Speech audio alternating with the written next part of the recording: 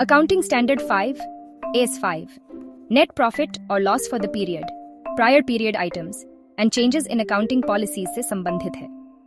ये वित्तीय विवरणों में कुछ मदों के वर्गीकरण और प्रकटीकरण पर मार्गदर्शन प्रदान करता है ताकि उपयोगकर्ताओं के लिए उनकी स्पष्टता, तुलनीयता और प्रासंगिकता बढ़ सके।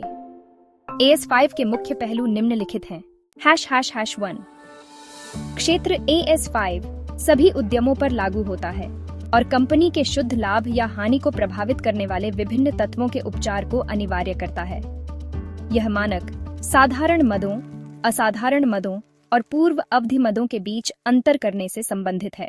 ###2 शुद्ध लाभ या हानि के घटक।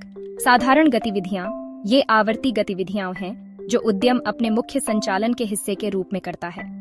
इन गतिविधियों से उत्पन्न राजस्व और खर्च शुद्ध लाभ या हानि का हिस्सा बनते हैं। असाधारण मदें ये लाभ या हानि है जो व्यवसाय के सामान्य पाठ्यक्रम के बाहर की घटनाओं से उत्पन्न होती है और बार बार होने की उम्मीद नहीं होती है। उदाहरण के लिए प्राकृतिक आपदाओं से प्रभावित संपत्ति या देनदारियां। असाधारण मदें ये साधारण गतिविधियों के भीतर की मदें हैं, लेकिन उनके आकार, प्रकृति या घटना के कारण उनका प्रकटीकरण उद्यम के वित्तीय प्रदर्शन को समझने के लिए प्रासंगिक है। उदाहरण के लिए एक बड़ा एक बार का पुनर्गठन खर्च असाधारण के रूप में वर्गीकृत किया जा सकता है। ###3 पूर्व अवधि मदें। परिभाषा। पूर्व अवधि मदें वे आय या खर्च हैं जो पूर्व अवधि के वित्तीय विवरणों की तैयारी में त्रुटियों या चूक से उत्पन्न होती हैं।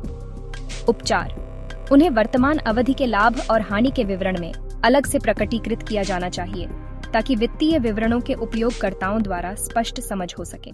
लेखांकन नीतियों में परिवर्तन के बारे में बात करते हैं। किसी भी लेखांकन नीतियों में परिवर्तन, जैसे एक विधि से दूसरी विधि में इन्वेंट्री मूल्यांकन में परिवर्तन, जिसका वित्तीय विवरणों पर महत्वपूर्ण प्रभाव पड़ता है, उसे प्रकटीकृत किया जाना चाहिए।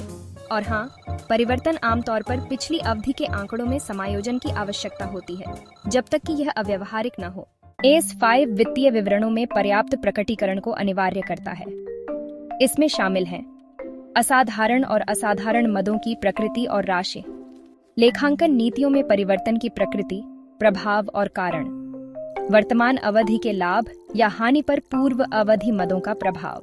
AS5 का मुख्य उद्देश्य यह सुनिश्चित करना है कि वित्तीय विवरणों के उपयोगकर्ताओं को कंपनी के प्रदर्शन के बारे में पर्याप्त जानकारी प्राप्त हो। इससे वे नियमित और असामान्य प्रभावों के बीच अंतर कर सकें। इससे पारदर्शिता बढ़ती है, तुलनीयता में मदद मिलती है और उपयोगकर्ताओं को उद्यम की आय की स्थिरता और पूर्वानुमान का आकलन करने की अनुमति मिलती है। संदर्भ के लिए एक उदाहरण लेते हैं।